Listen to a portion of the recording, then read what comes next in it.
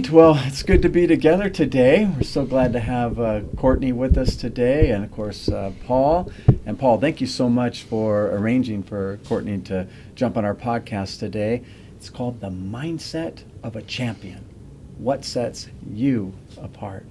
So we're excited to see what sets you apart in your real estate business.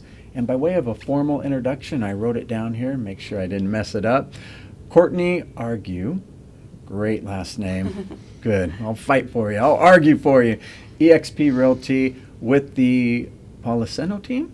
I'm not with the Poliseno Realty. You're not team with anymore. that because we can edit that out very easily. Yeah, my brand is liveinsouthern.california.com. I like that. Okay. Are you still with EXP? I am. All right. So what I'm going to do, I'm going to start the intro over. How's that? Then you can edit the other part out. So what I'll say, would it be okay to just say with EXP Realty, and then I'll let you add the other part about your personal brand. Is that cool? Sure. Okay, good. All right. Well, good morning. Nice to have both of you with us. Courtney, Paul has said a lot of good things about you, and thank you, Paul, for inviting Courtney to join our podcast today. The mindset of a champion. What sets you apart? What sets us apart? And the purpose of this podcast is to really get to know you better, how you serve your clients, and what we can do to send you referrals. People get to know you, and we're going to feature you today. So by way of a formal introduction, I wrote it down. Courtney Argue, great last name. I'll fight for you. I'll argue for you if necessary. EXP Realty, and I understand you have a new brand. Yeah, it's liveinsouthern.california.com. You can go to the website and pretty much link everything from there. That's awesome. We will definitely do that. So to launch into our discussion today, to get to know you better, as we mentioned, tell us a little bit about when and how and why you got into real estate. You know, it's funny. It was never my initial career path like when I was growing up. However, I always felt like it would somehow be a major part of my life. My parents were real estate developers growing up. Okay. They had a real estate development corporation. They still do, actually. But it was really just kind of a way of life. Like, they made most of their money throughout their lives investing in real estate, rental properties, commercial properties. It was just kind of almost second nature to understand those types of things as investments and tools in, your financial life, essentially. I've been in the industry actively for about 9 years in the Southern California, Orange County local area for about 7 years. Okay. And really, it just came from wanting to fulfill like a deeper purpose. I really like helping people, and I like being the go-to and the tool resource for them when they're making decisions. It's a big decision to make, too. It's a huge decision to make. These are the biggest transactions of a lot of people's lives, and I think there's a lot of value in being able to be a good resource for someone, because really it's all about, being able to spread knowledge, because knowledge is power. Absolutely. I like the way you mentioned that. And, with regards to, that's okay. People call, phones ring. If it's important, you take that. I don't care if we're in the middle of a podcast or not. I put it on silent, but I have alarms. I just shut it off. Oh, I'm just like, what is that? No worries at all. I'm so sorry. You mentioned knowledge is power, and that's something Paul and I believe in too. Because when our clients and even people that you refer to us, when they expect us to know our stuff, they expect realtors, they expect loan officers and loan advisors to know their stuff. And knowledge really builds confidence. People know that you know your stuff and you care about them. It's a winning combination. So I'm glad you mentioned that. It really is a powerful way that we can help people, because it builds confidence when they know we know our stuff. Yeah. Definitely. And I'm a real estate investment planning specialist, in addition to being a realtor. And the way I explain that to people is I'm like a realtor on steroids.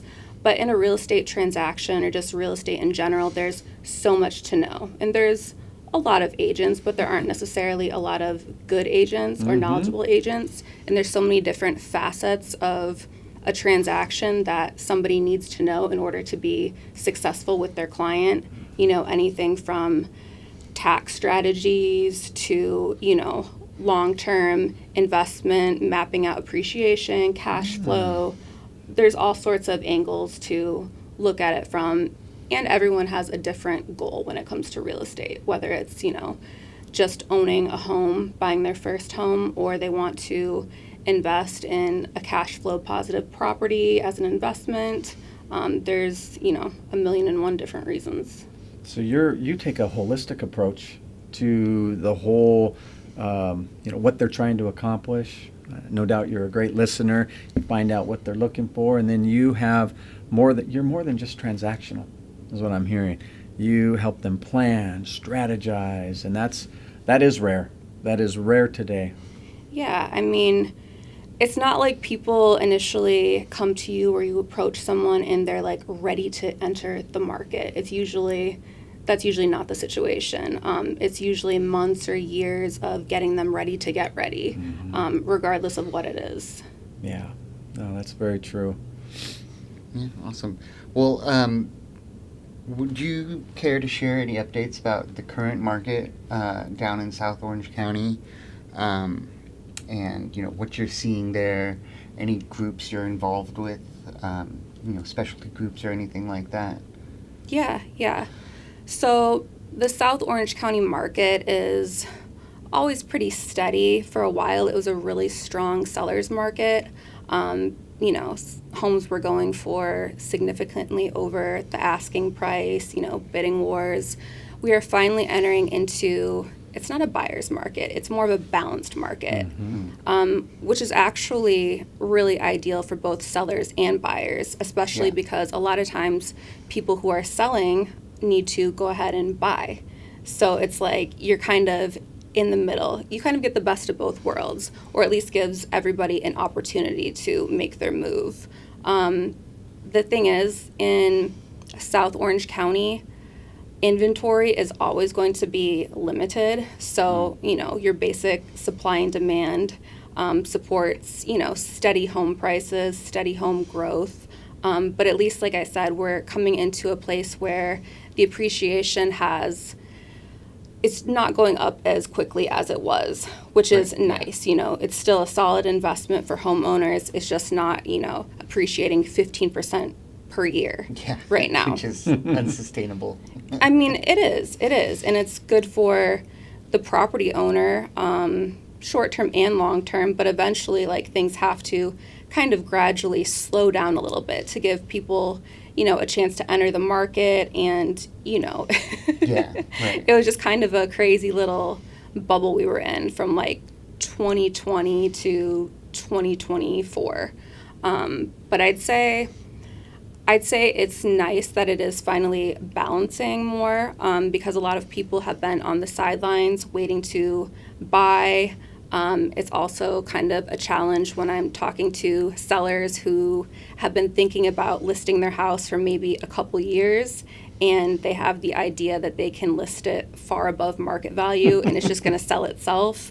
It's a very frustrating scenario to deal with. But once again, you know, half the job is about educating people and letting them know what's realistic, what we can do, strategizing however they want to get there. Yeah. Bringing those sellers back to reality, I'm sure it can be an interesting conversation at times. I mean, definitely. And, you know, people are really emotionally attached to absolutely. their real estate investments or their homes, if you will. And, you know, they get personally offended sometimes when you tell them, you know, well, it's a great home. It's just, you know, the comparative market analysis does not show that that is the home's worth. You know, there's nothing to support that. And a home's value is not what you need for it. It's how much someone is willing to pay for it. So, but once again, it's about being able to educate your sellers and give them the knowledge to be successful and implement a successful strategy in selling the home. Yeah. Well, Courtney, I spent $250,000 to $500,000 on my home. Shouldn't it be worth way more than this? You nailed it on the head. It's not what you feel it's worth. It's what Paul's willing to pay for it. Exactly. Exactly. And, I don't create the market. I just interpret it.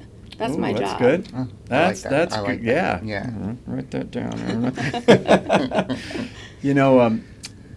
The title of the podcast is The Mindset of a Champion. And the secondary part of that, what's really important, is what sets you apart. So with that in mind, what does having the mindset of a champion mean to you? And more importantly, how does it affect your daily routine? Yeah. To be a champion, you need a lot of different attributes. My mind just went blank. No, it's a lot of people think of champion in the sense of like sporting. Like a sports hero. Ohtani just hit 3 home runs in that Dodger game to clinch it. I just thought of my answer. Perfect. I'm a great filler. Yeah. That's the fun. We're having a blast, so no worries at all. So ask me the question again. Yeah. Yeah. So when it comes to the mindset of a champion, it means a lot of things to a lot of different people, but more specifically, what does having the mindset of a champion mean to you? And more importantly, how does it affect your daily routine? Well, I think having the mindset of a champion really comes from having a deep purpose that you want to fulfill, a why, if you will. I think it all comes back to your why. Why are you doing it? It's, that reason that you wake up every morning and you're motivated and you can keep up with it. The second part of that would be knowing your value as, a real estate professional, knowing what you can bring to the table to help your clients, to help people. No, I think that's powerful. And, you mentioned something that really resonates with me is knowing your why. Before we started, I showed you both a picture of my wife. That's my why. I wake up, actually it starts the night before, get all my clothes ready, get ready for our podcast the next day, and I know what I'm doing. When I wake up, I look next to me, I says, that's my why. The why I'm working so hard, the why I'm helping so many families, the why we do podcasts to feature our partners is because of my wife. And knowing that very, very clearly helps me be intentional about my day. Every single day I wake up, I know what I want to accomplish. Some days I don't accomplish as much as I had written down because some other good things happened in there. So I have to push it to the next day. But the good thing is knowing your why keeps you driven, keeps you purposeful, keeps you intentional. It does. And that's part of being a champion from my perspective. It's not always the win in the column, but it's the journey that gets you to that win. 1,000,000%, because the journey is such a big part of it, right? And you don't always win. You have to... We lose some, we win some. Exactly. And you kind of have to readjust your mindset to what is the actual win here. And ultimately for me, being able to help someone get to the next stage in their life, I think that really is my why, because I think ultimately circling back around to like the self component of it, it gives me a fulfillment, kind of like an adrenaline high, if you will, of being able to be that person, to be able to give knowledge or help somebody think about the scenario in a way they haven't thought about before, and being able to get them to reach their goals. Yeah, that's powerful. And tell us a little bit about your daily routine. When you get up in the morning, what's a typical day in the life of Courtney? Well, it starts with a healthy amount of coffee. There you go. If we're being completely honest, that is my fuel. And I do 2 hours of working out unapologetically. It keeps my mind clear. It's a non-negotiable in my day, working for myself, you're open to all sorts of distractions, and you also have the flexibility of kind of creating your own work environment, hours, things like that. But that's my non-negotiable. So if nothing else goes right in the day, I know that I've taken care of that. Then it looks like prospecting, circle prospecting a lot of times, calling my neighbors. I think that's actually how I met Paul. Oh, cool. I had a house for sale in his neighborhood, and I was calling the neighbors to invite them to an open house. Oh, awesome. Yeah, so just being able to have conversations with people, reaching out to people in my circle, that's a main part of my day. Following up with people who, I've talked to in the past, creating marketing content, and really a lot of my time goes into actually watching the market, seeing what houses are coming on, what's sold recently, pricing trends, where we're at with mortgage rates, all the pertinent news going on. Just there's a lot to know and a lot to take into consideration, but you have to be listening to these things and reading these articles because people relate to that stuff and they want to know how what's going on in the world is going to affect them. Yeah. I think two of the questions that we get asked, and you probably get asked every day too, is when's the best time to buy? Yeah. And what are the interest rates? Right? Best time to buy is when you're ready. That's my exact response to them. The best time to buy is when you are financially ready and Courtney has shown you the house you love. Now. Buy it now. But shouldn't I wait until the rates come down again? The feds may announce something. Right? We all do that. We're like, oh my goodness. What people don't understand, and we were just in a seminar this morning with Barry Habib. Barry is amazing in the market and all knowledge. And he says, what people forget, and it's our job to remind them, is when the feds announce, let's say going back to August, when the feds announce that there's probably going to be an interest rate drop in September, that's the time the market, when the announcement is made, if you watch it, the market makes the adjustment then. The rates come down a little bit then. As soon as the rates are officially dropped, the market is already correcting. And within a few days, it starts to go back up. People don't understand that. Timing the market is the absolute worst idea, worst strategy you can have, because by the time you see the shift, it's too late. Yep. You missed it. You can't time the market. Yeah. And one good thing about real estate is we know if you've ever looked at any kind of graph, it only goes up. Yeah. And we're not talking about the 2008 quick dip. Right. Because, that was for just a small blip in time and you more than made your money up. But it always goes linear. It is always up. It will continue to go up. But yeah, waiting is a huge mistake that I see people make. I've had clients that I've been working with for 2 and 3 years who've been waiting, and I told them when they first gave me I think we're going to wait a while, or we're going to wait till interest rates drop. And I said, well, what happens when interest rates drop is everybody who was on the sideline waiting to enter the housing market has now jumped in, and when interest rates drop, housing prices go up. That's just the way it is, because buyer power has increased. So the biggest I don't know what you call it, one of the most unfortunate things that I see is people who are such maybe short-term thinkers that they're in this mindset that renting is the cheaper option. Now, maybe short-term it is cheaper, it is less expensive to rent a home than it is to buy one, but explaining, getting somebody to be able to shift their mindset to actually see what's going on can be difficult. But let's say you're spending $4,000 a month in rent.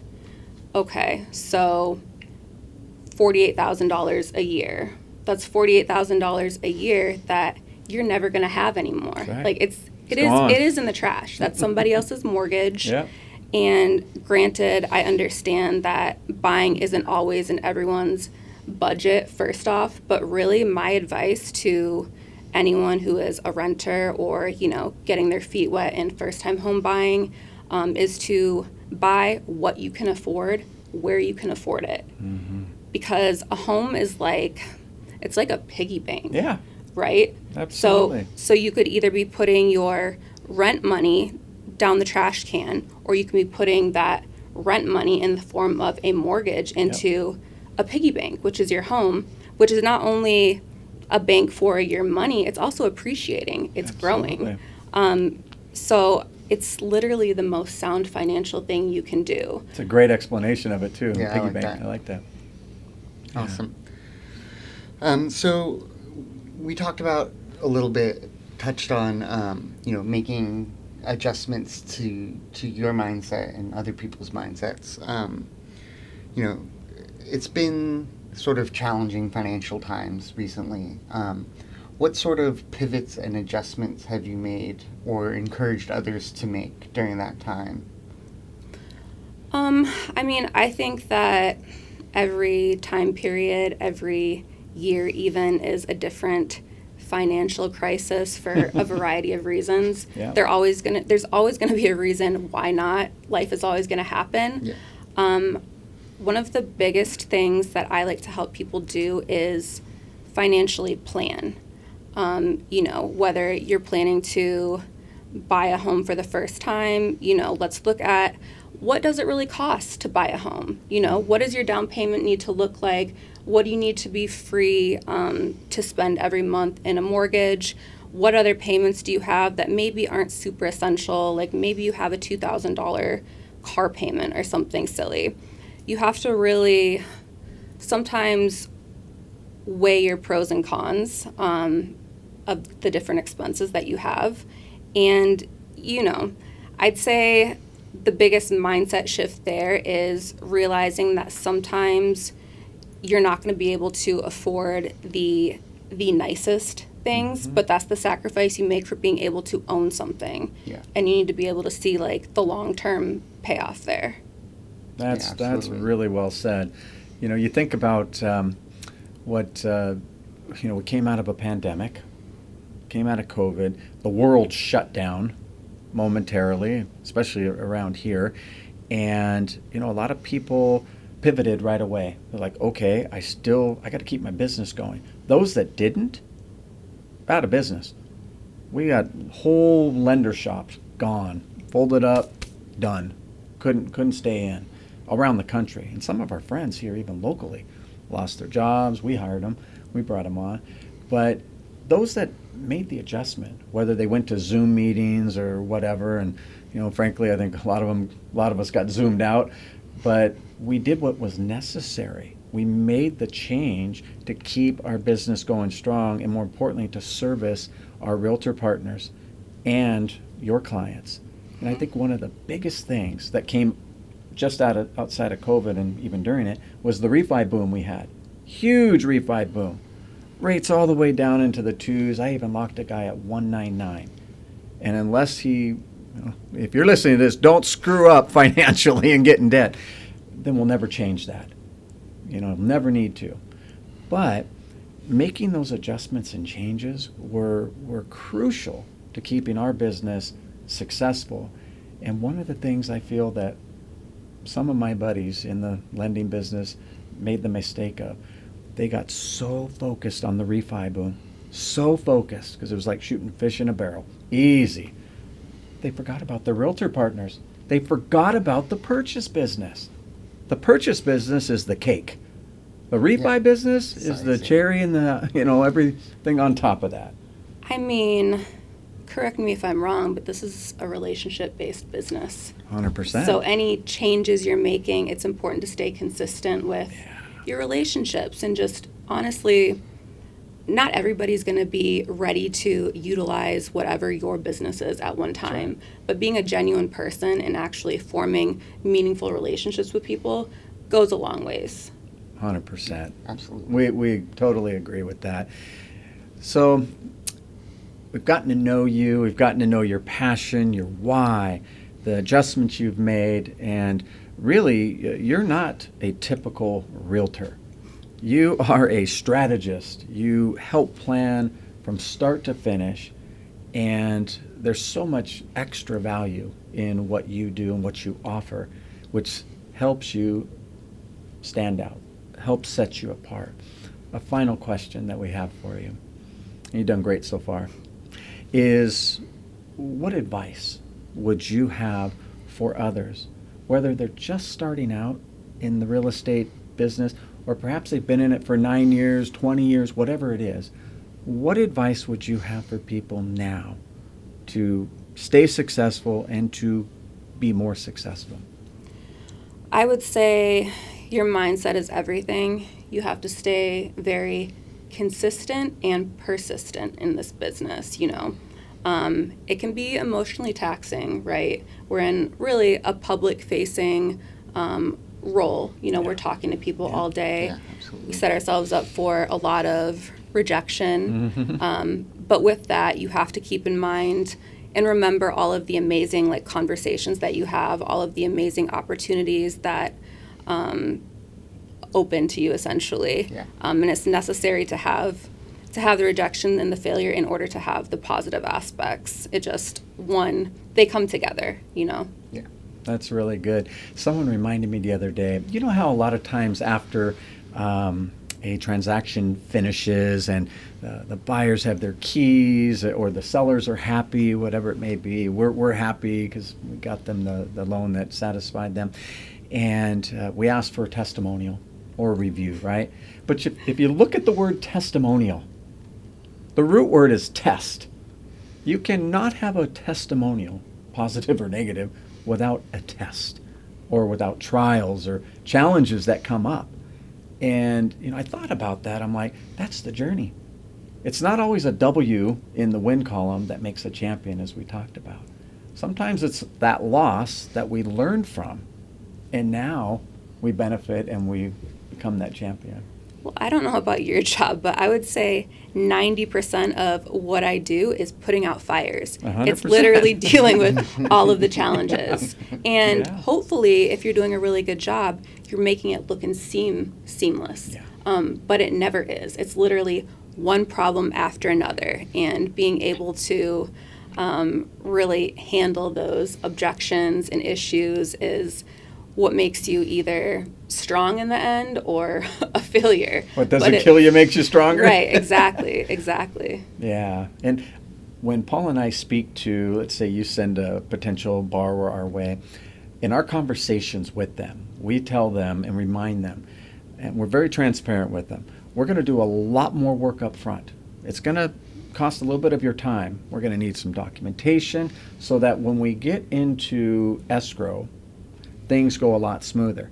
But I'm also going to be transparent about that. Once we get into escrow, there's a time clock on us for your realtor and for us, and even for the seller. So the amplification of emotions can climb, including yours. So be prepared for it. But what you can be prepared for is Courtney, Paul, myself, we are solutionists. We're behind the battle lines, and we're shielding you from a lot of extra stress. And when we need to speak with you, even about sensitive subjects, we may come to you and say, you know what, this is where we're at.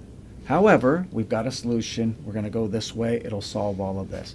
Right? We do that every day. My favorite part of that is everyone acts like it's brand new. Every single client, they almost always call it having some kind of emotional mental breakdown. Yeah. And I'm not usually like this, and I'm just like, this is totally normal. And I always tell them before we even get started, once we start writing the offers, I go, this is a very emotional, high stress, high pressure situation. However, I'm more than qualified to deal with it. I've done it a million times. You are in good hands. Just be prepared. You are going to have the highest of highs and the lowest of lows. It's just natural. You can't get around it. But, anything worth doing is a little bit difficult, Absolutely. and your end game, I'll tell people, just remember this moment in 4 weeks when you're closed and you're sitting in your new kitchen and you're cooking dinner, and just remember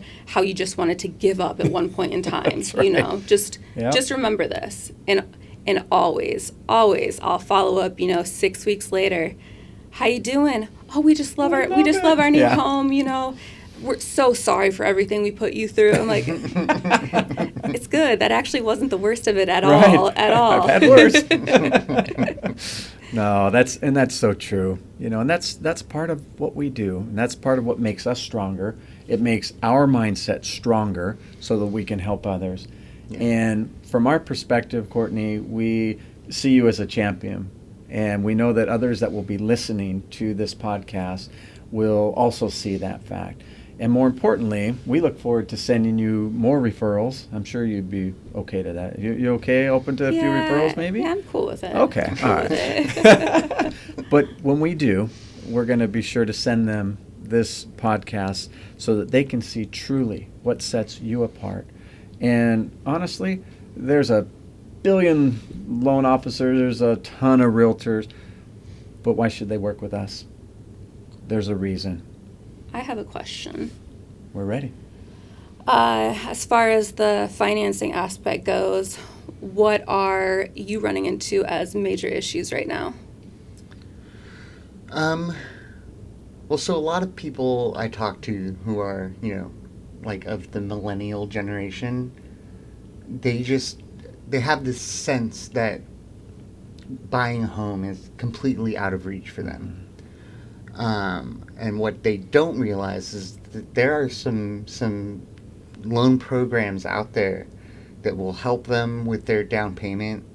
And like you said, if they're willing to pay just a little bit more a month even to own a home versus paying rent somewhere, they can start building that equity. And then, if they buy a small starter home that's maybe like a little tight, I guarantee it's not as tight as living in an apartment. Give it a couple of years and then you can flip that into something bigger. And you can make the adjustments, and it's really not as far out of reach as people think it is. Mm-hmm. Yeah, I think that's, and to kind of dovetail what Paul's saying, a lot of people we speak to, they lack confidence. They lack confidence in the market, in the governments, banking, and in their own ability to purchase. Maybe they even have lower credit scores, and so they just do nothing. They sit back, they do nothing, while they watch maybe some of their friends getting into homes. And so I would say, in addition to the fire, putting out fires during the day, the bulk of my time is spent educating.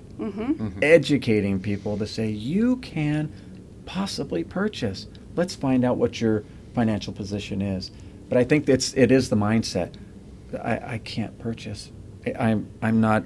The defeat that before position. even inquiring. Absolutely.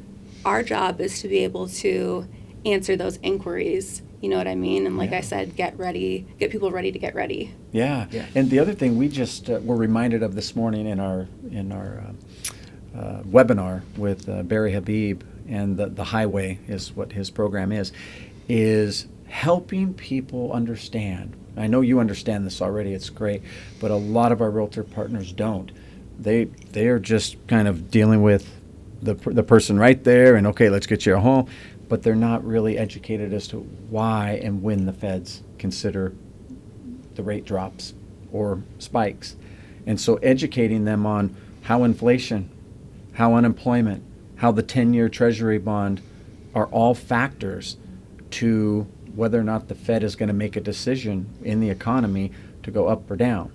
And when you help even the consumers, the potential buyers, understand that, now they know, you're not just a loan officer that picks a program, signs this, and, gives us, and the realtor the same way. No, we are your trusted advisors. That's why we're not even really using the term loan officer anymore. Yeah, That's a person that sits in their office, Totally. pushes a paper around, Yeah. but we're advisors, loan advisors. Yeah, that's what my email signature says now is mortgage advisor, because Right. that's a huge part of what we do is advise people, not just on their financing options, but just what's moving in the market, how things are moving, what things that they should take into consideration, there are so many variables at play all the time. Right. And it's also obviously really important that, as professionals, we align ourselves with people who are educated and very knowledgeable, because I'm a real estate investment planning specialist, right? So I need to be looking at the full picture. It's more than just selling the house. It's more than just buying your first home. It's, the aspect of, okay, real life application is John has an interest rate of 3.5. However, he is concerned about, making another purchase for a larger house because he's locked into a good interest rate. However, his family is growing. He needs more space. So what are we going to do to be able to, let's take a look and make sure his capital gains taxes aren't going to be crazy. Right. If they are, what strategies do we have to help them with that? There's things like deferred sales trust. Do you know that you get a $250,000 per person deduction on that? You know what I mean? If you're married, $500,000 you're not going to have to pay capital gains tax on. Things like that. Should you be purchasing it as an investment property? You know what I mean? You're going to have the opportunity to long-term 1031 that into a different property. I mean, there's a million different aspects, and then there's, the creative financing aspect of it. I have a couple clients who, they're retirement age. They have money that has been sitting in accounts that they just feel like could be better utilized, growing more. So I have a couple clients who are like, I want to look for a fixer so I can purchase this all cash, but, they tell me, $1 million cash for a fixer. I go, well, in the area that you're looking in, that doesn't get you a fixer. It doesn't get you a single family home. However, maybe one thing we could take a look at is, okay, you have $1,000 or $1 million budget cash, but could we maybe utilize like a home equity line of credit on your primary residence to, be that buffer and make up for that small mortgage you're going to need to take out? Yep. Like there's just a million and one different things to think about. And absolutely. ARMs are really popular for investors as well, which we we'll encourage that. Say, look, again, what's your strategy? Are you looking to fix and flip? Are you looking long term to keep? If you're looking to fix and flip, then why sink $1 million into this thing? Let's do an ARM. You're going to sell this thing in 90 to 120 days or whatever it is. It doesn't make sense. Let's get you the lowest payment now and keep your cash where it's where it needs to be. We do a lot of foreign national programs as well. We have investors in different countries that want to buy. They want to buy California. They want to buy Texas. Is huge right now. They're buying so much stuff up in Texas, and so great programs for that. DSCR programs for the investors as well, because a lot of investors, they are either self-employed or maybe they're retired. But with self-employed, if they're smart and they're doing what they're supposed to be doing, they're writing everything off. They're showing they make $15 a year, but it bites them in the butt later, right? So the profit and loss statement programs, the DSCR programs, where you don't need to show that stuff, those are the things we're really honing in to help the investors. And like you said, second, or do you really need to have this as sink $1 million in? Is this going to be an investment property? Are you going to keep? If you're going to keep it long term, then even perhaps a 7-1 ARM is good, because in 7 years you're going to do something probably in the next 2 to 4 years with that property. Yeah. You're going to refinance it, whatever it is. So it's so, like you said, aligning with the right partners who have knowledge and the expertise and the programs to execute when you need it and when your borrowers need it. It's invaluable. 1,000,000%, because I'm probably 8 times out of 10 going to be calling with an issue, and I'm going to need a solution. Yeah. I have solutions to 1,000,001 Yeah. to 1,000,001 issues. However, Absolutely. I need my lenders to also have, creative options. There's 1,000,001 different problems to fix constantly. Speaking of lenders, what would you say, and we get a lot of different comments every day. I probably talk to 20, 30 realtors myself, mainly a lot of current partners, but some new ones too. And I always ask them, what is the number one thing that you wish your current lender would do maybe just a little bit better? Just a little bit. Because you wouldn't be using them if they're not good and they're not doing what you need them to do. But if they could just do something a little bit better, what are your thoughts on that? I would say probably in the follow-up of a client that I throw them. I understand in my job, I am kind of like an emotional babysitter. You know what I mean? And the lender a lot of times is going to tell you initially, like, okay, you're not showing X, Y, and Z. You need to be showing X, Y, and Z, and then, we can qualify you for a loan. However, they're not following up after X, Y, and Z is done, and that's just somebody slipping through the cracks, and then maybe, the client doesn't feel like the lender really cared. They felt like more of a number. But, as much as we're relationship based, so is the relationships we have with our clients, because it's putting a lot of trust into someone, and a lender has all of your financial information, and it's a really vulnerable place, I think, for people to be, where somebody knows your full financial layout, what you're capable of, and I think it's just a really vulnerable place to be. And it falls back on you, Mm-hmm. right? It does, it's always. your reputation. It's like, you recommended this lender. He ghosted me. He basically said, oh, no, you're not going to, He doesn't have a plan to how to get you to qualify, whether it's 3 to 6 months from now, or maybe it's going to be next year. We got to help you with your credit. Well, we've got great people to help with that. Yes. Whatever it may be. I think it's really interesting that you said that, because that's one of the things I've heard often. And one of the things I don't know, it just doesn't sync with my own personal mindset. No way. Where, like, I try to make sure there are no cracks in my floorboards. I don't want anything to drop off or get lost in the shuffle. Like, And these are people. Yeah. These aren't numbers. These are families that are building their hopes around the American dream. Mm-hmm. They want home ownership. And one of the other things I hear a lot of, so lack of follow through is right up there in the top 1, 2, is availability, and they're not responsive enough. I need you at 2 o'clock on Saturday or 4 p.m. on a Sunday when football's going on. Can't get a hold of them. I need a pre-approval. Absolutely. Paul and I can do that on our phone. Yeah. From while we're at our friend's house watching football, which we've done many, many times, I'll usually say, hey, can I talk to the client? Yeah, here, okay. I'll call the client. I'll step away from what I'm doing. And if I'm at dinner with my wife, I'll get a group chat, say, hey, Courtney says, hey, meet Paul. He's a great guy. He's looking to purchase. And we see a property we really like. Can we fast track this? I'll respond right away and say, hey, finishing dinner with my wife here. As soon as I get home, I'll say something. Yeah.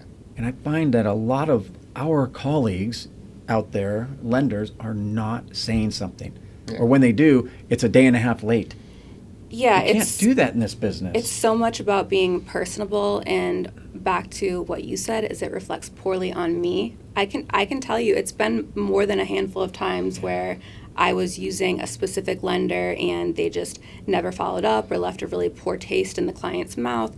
Really, all you need to do is give a phone call, be Simple. personable, and make people feel trusted, because, like I said, they're giving you all of their personal information. Yeah. You got to build that trust. This morning, before I came to the office, I had a client that was referred to me last night in Texas from one of my realtors there. And the only time she could talk was at 7 a.m. my time. So I'm like, okay, it's a little earlier than I would normally, but you know what? That's when we're going to do it. Got on the phone with her. We spent an hour. First-time home buyer. She was very nervous about the process, but her friend, who's a realtor, said, oh, no problem. I got John. He's my main guy. He'll help you. We spent an hour, and at the very end, I says, how do you feel, Lauren? And Lauren says, I was petrified at the start. I don't know you. I know her, but I figured she'd steer me in the right direction. But she says, now I feel like I can explain this process to somebody else, even my 5-year-old. I says, then I accomplished what I started out. I says, but that's just the beginning. Now I'm going to send you small little checklist of the things that we need, all the things we just discussed. This was a pre-qualification at best on the phone. Now we need to go to the next level, get you pre-approved. Everything you've told me, I'm going to validate with documentation, and we're going to run your credit, just like I explained to you. Then I'm going to walk you through your credit report and explain line for line why this is there, and make sure that it should be there, because sometimes things aren't supposed to be there. Mm-hmm. There's identity theft, there's all kinds of weird stuff. I said, but I'm going to make sure you understand your credit report and why it's so important. And if there's anything on there that's a potential flag, we're going to know about it now, so that you don't get into escrow and you got a problem. So that kind of a conversation, Paul and I do that all day long. And one of my colleagues says, oh, I won't spend more than 10, 15 minutes with them. I just want to get their docs and we'll go from there. I'm like, but you're not building the relationship. 10, 15 minutes may not be enough. It may, depending on what you're vibing with them. But they might be shaking their head, on the other side of the phone. They might not be understanding what you're telling them or building that trust. It takes time. Really, I mean, in any industry, you know, there's no shortage of lenders or agents. You know, you're a dime a dozen. Yeah. But what makes you different? You know, it's that I'm co-signing for you because Yeah. I feel confident that you're going to lead my client to success. That's right. Yeah. Ooh, that's a good term. And vice versa. a co-signer, right? Yeah. Just like as important as that can be on a loan, if they don't qualify on their own, let's say, they need a co-signer. Well, in this case, as a realtor, you're doing everything perfect. And now you say the last piece of this, the last part of my team, that you got one job. You need to knock this out of the park for my client. Well, I mean, it can be a make or break. If you put a sour taste in someone's mouth and you 100%. just tell them, no, we can't qualify you for this, no explanation, no game plan, Don't call them back, ghost them. they're not going to want to buy a house anymore. From you. Yes, exactly. They're And it's gonna going to be be my frustrated. fault. It's going to be my Yeah. fault because my lender dropped the ball. Yeah.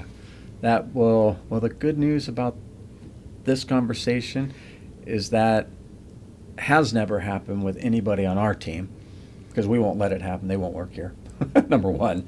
But number two, we built our reputation on relationships, and we continue to grow it. In Texas alone, that's where about 95% of my business is Really? Texas. Yeah.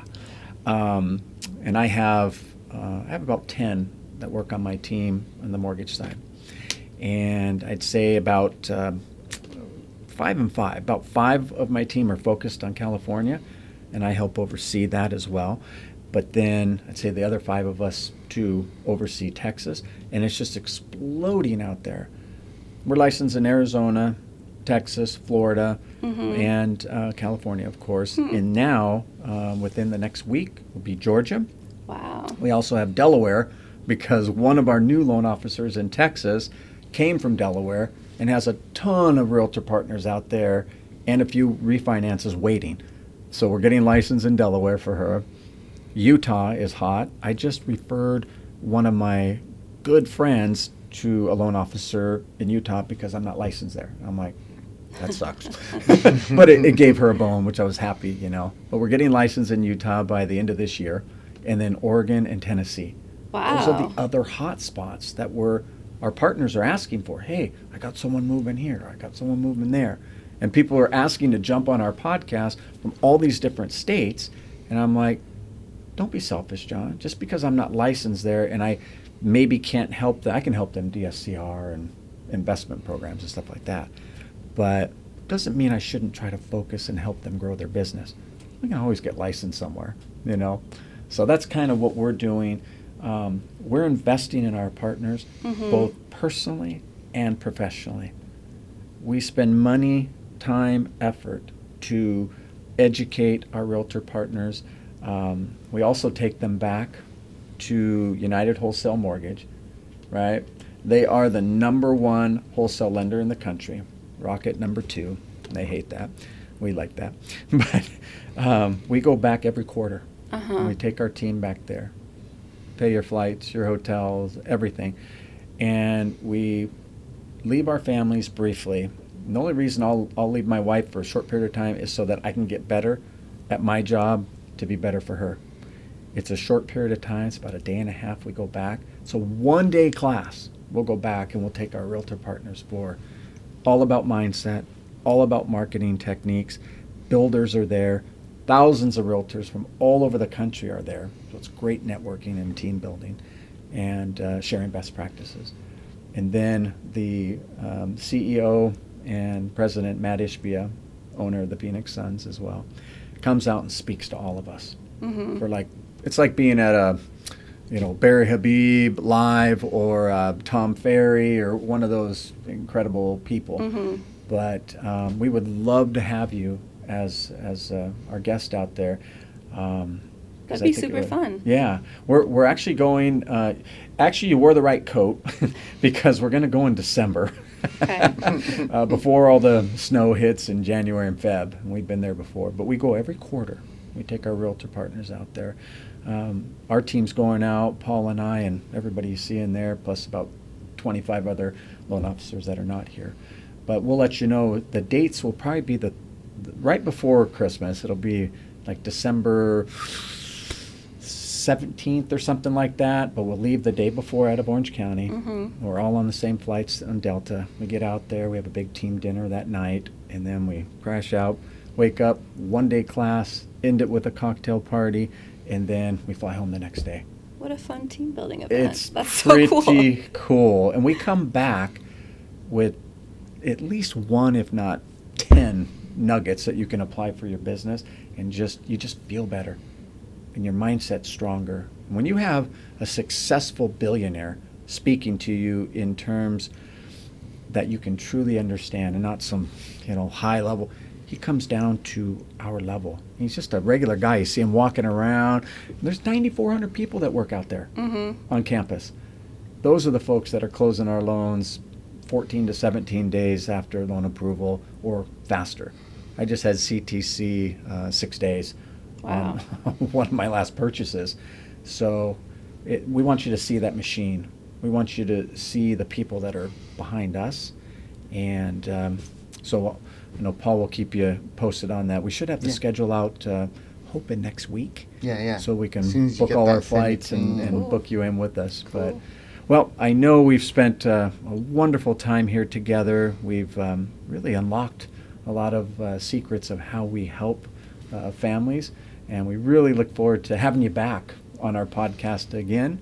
And we'll share current updates, what you're doing, and we'll probably pick maybe a little bit different topic next time to discuss. Would you come back? Definitely. Yeah, this has been super fun. Awesome. Well, Super fun, and it's always nice to connect with like-minded individuals. yeah, that's important. definitely. So, Courtney, thank you so much. And Paul, thank you again for introduction to Courtney, too.